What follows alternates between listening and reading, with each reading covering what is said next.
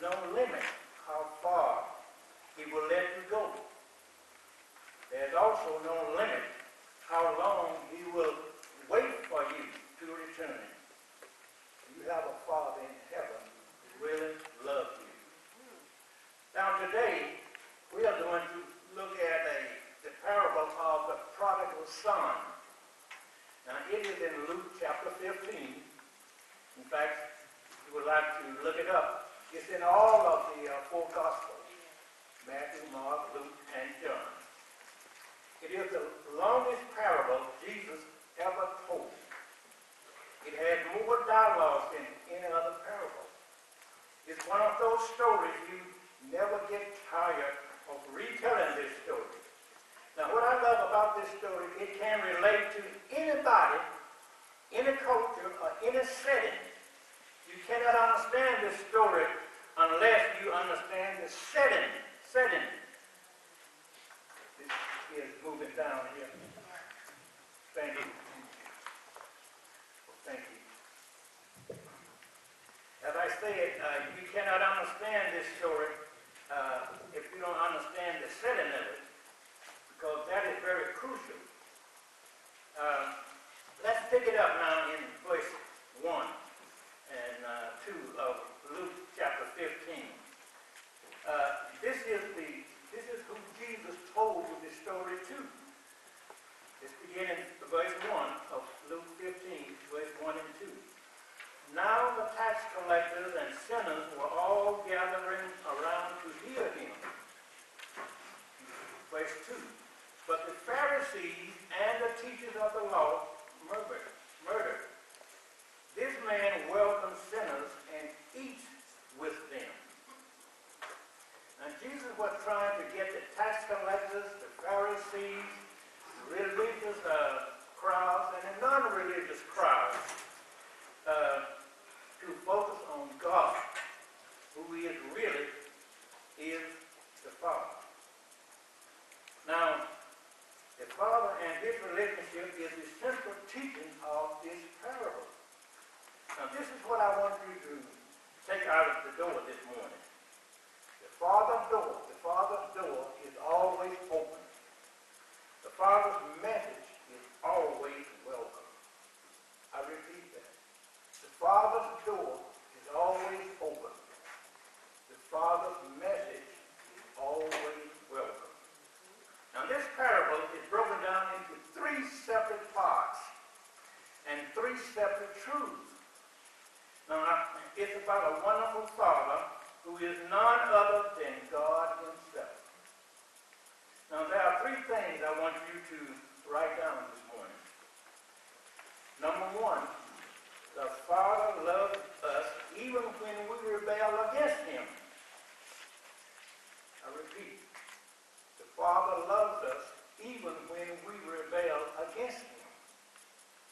This story begins with the son. He evidently had a good father. He had everything in life he ever wanted. But somehow, and this happened to kids, the root of ingratitude had bloomed into the fruit of rebellion.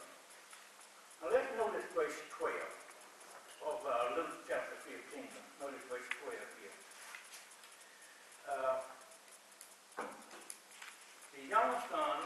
The younger one said to his father, Father, give me my share of the estate. So he divided his property between them. See, the Jewish law was very clear in that time. The oldest brother would get 2/3 of the father's inheritance, and the youngest son was to get 1/3.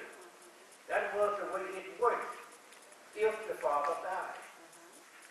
Now the young son went to his father and said, I want my share now. 1/3 of this belongs to me, and I want it now. Now there was only one catch. In order to inherit something, somebody has to die. Now what he was really saying, in effect, to his dad was, I wish you were dead.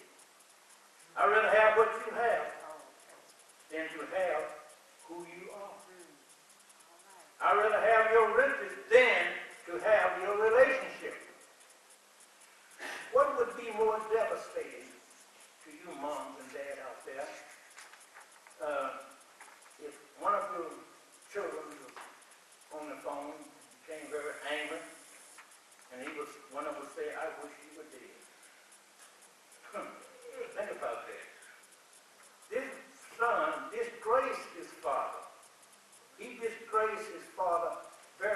much.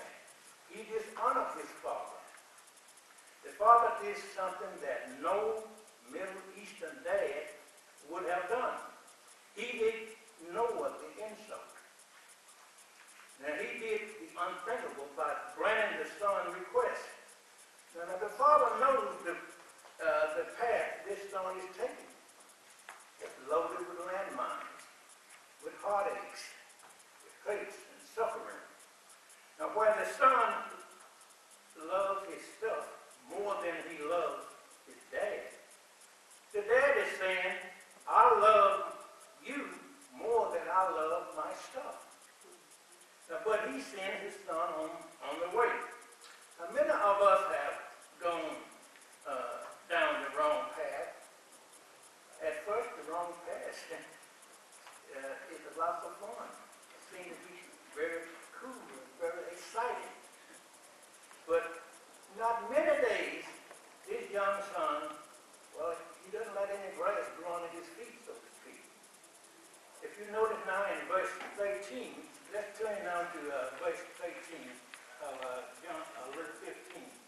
It says, not long after that, the younger son got together all he had, set off for a distant country, and there squandered his wealth and wild living. Let's keep on reading in verse 14.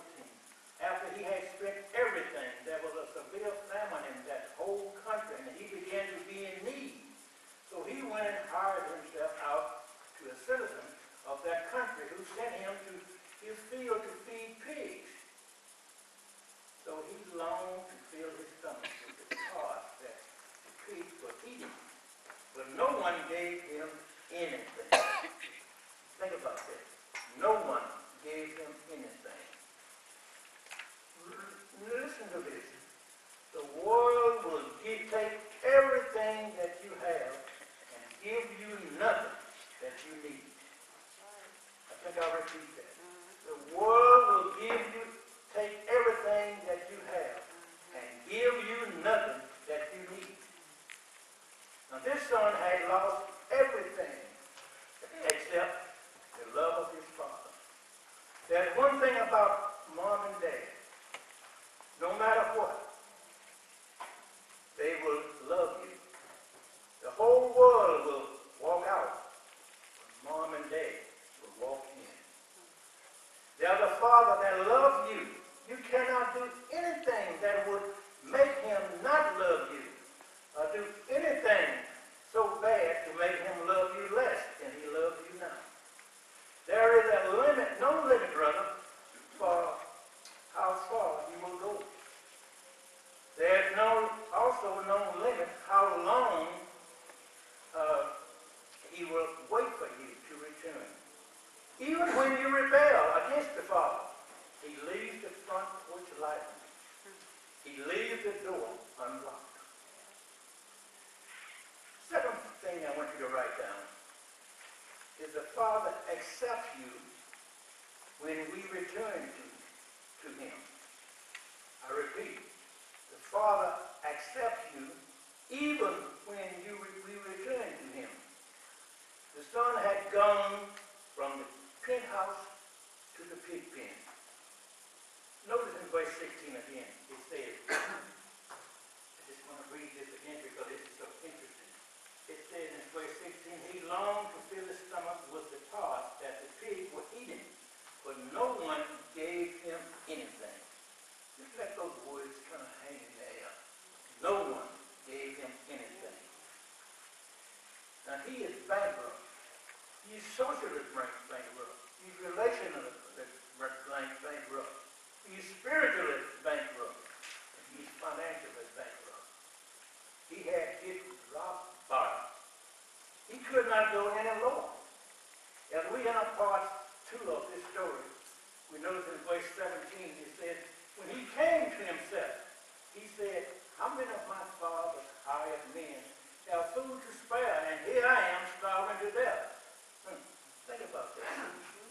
When you get away from God, it affects not only your heart, also your mind.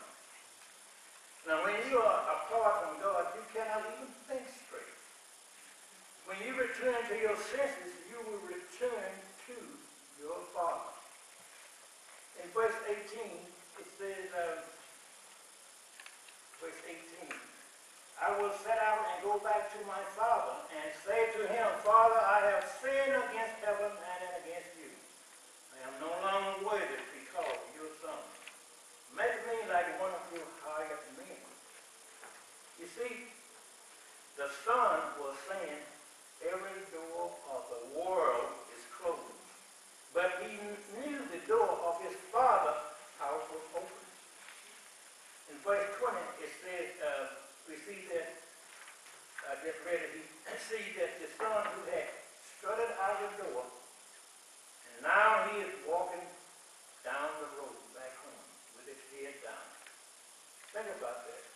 Now his clothes is all dirty, lost weight, he looks sickly, hoping no one sees him. But the father sees him. Why is that the father sees him? Because he was looking for him. Now, when the son came back, he was not only broke, but he was broken. The father kissed him over and over. In the Greek, it says he smothered him with kisses. Think about that. This is how God, the Father, treats everyone who decides to come home. You might say, well, Felix, you don't know what I've done. No, ma'am, no, sir, I don't. You don't know the condition I'm in right now. No, ma'am, no, sir, I don't. But I will tell you what I do know. When you decide to come home, he will see you with the eyes of forgiveness. He will follow you with the arms of forgiveness. You notice that little speech the son intended to give in verse 21? This son never finished that little speech in verse 21. The father said in verse 22, let me just read verse 22 here. It says, but the father said to his servant, quick, bring the best robe and put it on him.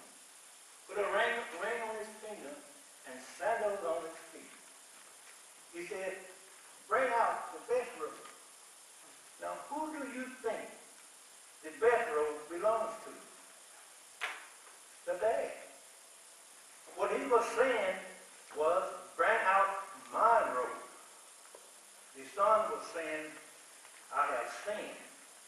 The robe is saying, your sins are forgiven. The son is saying, I am not worthy to be called your son. The ring says, you are worthy to be called my son. The ring represented the way you transacted business. With the ring, the son had access to his bank account, his credit cards, etc. When you get a ring on your finger, back at that time, you had access to everything. Now, why is the dad doing all of this? In verse 24, it tells us that the lost son had been found. That's why. The first part of the story is good news for the bad guys, tax collectors, Pharisees, sinners, those who don't go to church. Now the second part of this story is bad news for the good guys. Now what he is saying to them, you got to come home too. Now you are lost and you don't even know it. The third thing to write down in conclusion, the Father perceives us when we reject him. The Father receives us when we reject him. Now there was one person that was ticked off about this party. Let's notice in verse 25. Let's see who that was. Verse 25. Meanwhile, the older son was in the field. When he came near the house, he heard music and dancing. He called one of the servants and asked him what was going on.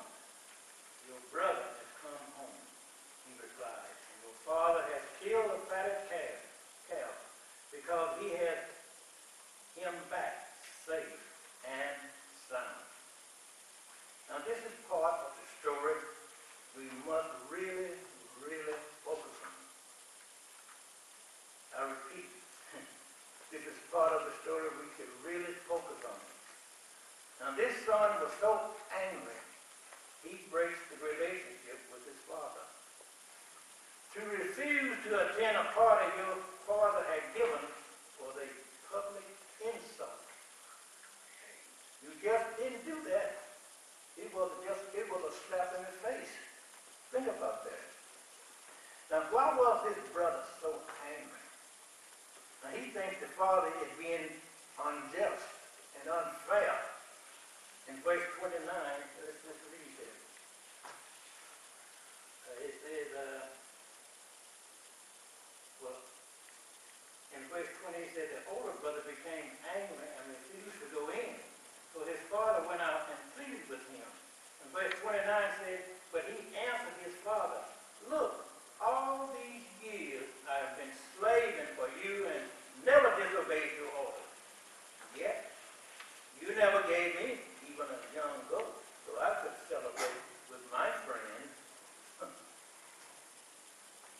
You see, as I said, he thinks the father is being unjust and unfair to him.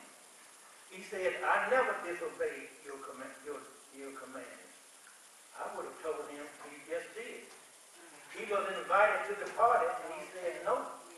He disobeyed. That was not true. He said that he never disobeyed his father's command. Because there is no perfect son or daughter.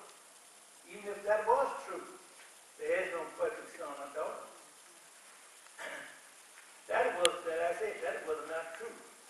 Now, his performance did not make him the father's son. Hear me well. Because performance has nothing to do with position before God.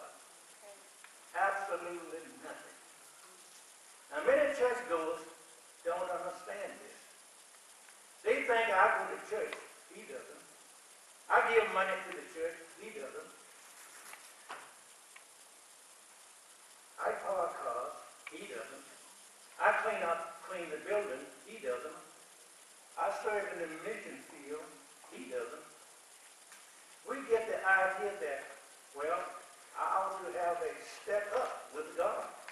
Now, neither son wanted to be at this party. The younger son was so embarrassed, he didn't think he deserved to be there. And the older brother was ticked off. He didn't think he should have been a part. But you know what the real problem with the older brother was? Let's check it out and see. Let's look at verse 30. It says, but when the son of yours, here's what he's saying, but when this son of yours, who has squandered your property with prostitutes, come home, you kill the fattest calf for him. That's what he says tonight, verse 30. Let's see, where was I leave up here? You see, the older brother did what self-righteous people do. And that is compare himself. Compare themselves with unrighteous people. You see, self-righteous people look out the window at unrighteous people, and they don't think that they could be right with God, could ever be right with God. Now, oftentimes, I've heard people say, I love homosexuals. I love drug addicts. But we don't deal with people who have great issues for some reason. But if there's any place people with great issues should be, it is right here in this building. We should leave this door open for all people. We don't agree with their social life, or their ideas or ways, but this door should be open to all people. Right here in this house. We should say, this is my Father's house. And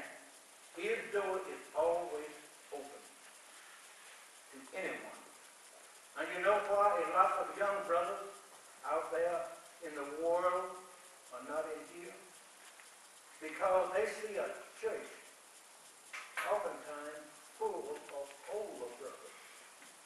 Now, rather than be in touch with the warm hand of love, they are afraid of being slapped with the cold hand of judgment.